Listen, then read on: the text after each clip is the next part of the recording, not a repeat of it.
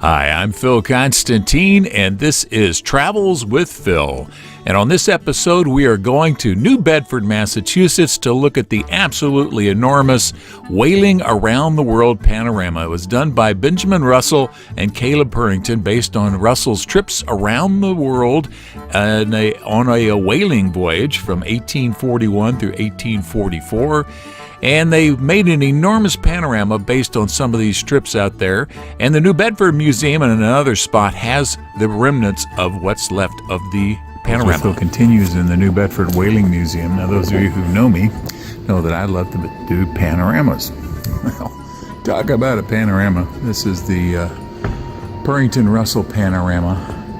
This panorama was designed to be shown publicly. It's 1,275 feet long by 8.5 feet high. It was middle to late 19th century, 1800s, in other words. See it up here? This is just a small part of it. They would move it along, and then people would get to see it as it goes along. So it was a analog version of a movie, so to speak. This gives you an idea of how big it was. As big as 14 blue whales, 17 lagotas, which is the model built inside this building. It's the largest model in the world, half-scale ship. And then this shows you how long the panorama is compared to the Empire State Building, 1.5 Eiffel Towers, and 4 Statues of Liberty. So that, my friends, is a panorama. And indeed it is, and they've put it together, they've restored it, and they've redone it in its original presentation form. This is what it would look like if you had seen it out there. It would just scroll from one end to the next. Benjamin Russell was a whaler who left from New Bedford on a whale ship and experienced the travel typical to Yankee whaling of the time. The painting itself is not heavy. The fabric is actually light gauge cotton sheeting, but when it's rolled up on the storage drums, it becomes very large and unwieldy to deal with. In order to treat the painting for all of its holes and tears, we had to stabilize the paint first, which was liable to fall off the cloth and onto the floor during handling.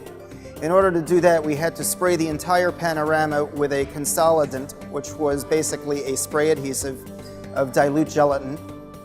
We sprayed the panorama daily in-house in the museum on a custom-built conservation table. And the table was flat, and we were able to extend a boom with a camera over the painting to digitize it in the process. Once the painting was completely sprayed and the paint was secured to the fabric, we were able to send the painting over to the textile conservators who went to work fixing all of the holes, tears, and all of the separated seams, joining them back together again. And here you can see the workers trying to put it up on the big spool, and then they're going to mount it up on this large easel, canvas. I'm not sure exactly what to call that. But as you can see here, is they unroll it from the big rolls, and then they attach it to this big screen so the public will be able to walk along and see the entire piece. And it comes in several sections because it's been broken apart. In fact, there's a couple of pieces that are missing. And if you happen to find this in the back of your museum, they would love to see it again. But here you can see how big it is, and this woman and her child are looking at it, and you can look in and see this is part of Polynesia here. And literally, they went completely around the world and got pictures, painted pictures of this trip.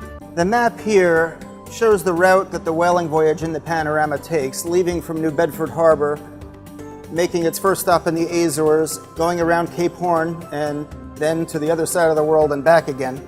So the section between Australia and south part of Africa is missing. So let's take a look at some of the scenes in the actual panorama. One of the wonderful things about this kind of entertainment is the drama of the scene. So this is actually one of the more dramatic sections.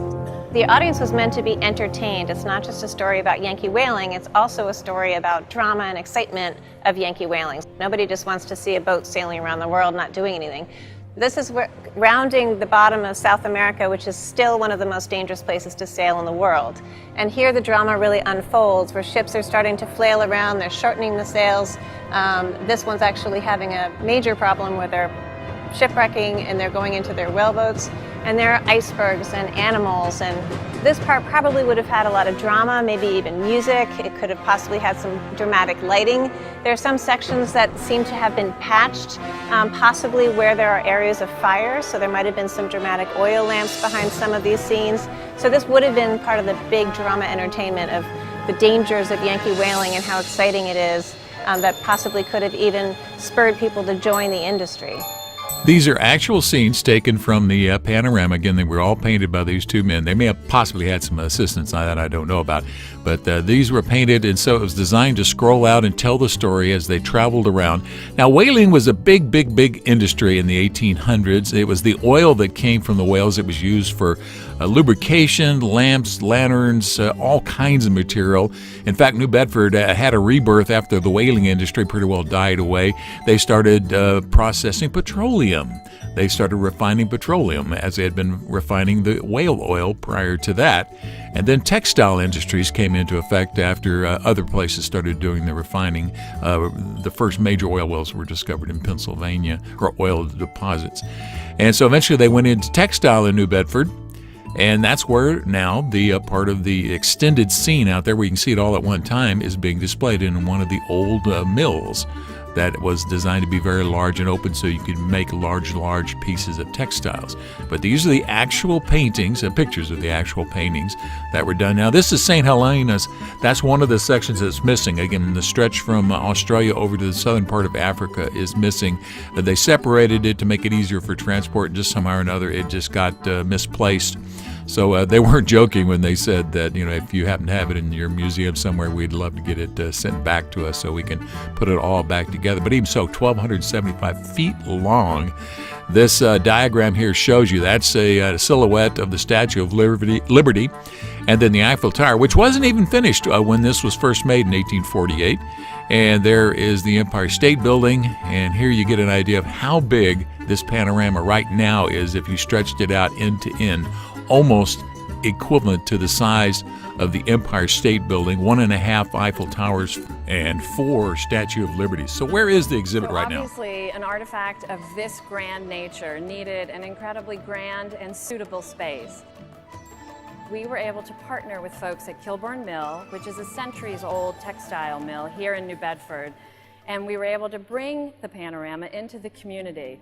The panorama itself is 1,275 feet long, the longest painting in North America. And so a painting of that size needed a space that could equal its stature. We're so delighted that we have the companion exhibition at the New Bedford Whaling Museum in the Bourne Building, where people can come and see what a digital reproduction of an actual panorama is. And this is where they have the screen, which would show it how it would have been seen back when they were originally displaying it. And to the New Bedford Whaling Museum, I want to offer a very special thank you for the use of your video. Thank you for watching this video. If you liked it, please give it a thumbs up by clicking on the button below. You're welcome to leave comments below as long as the language is family friendly. And finally, if you'd like to see more of my videos, please subscribe to my channel by clicking the button over on the bottom right-hand corner. Thank you again for watching.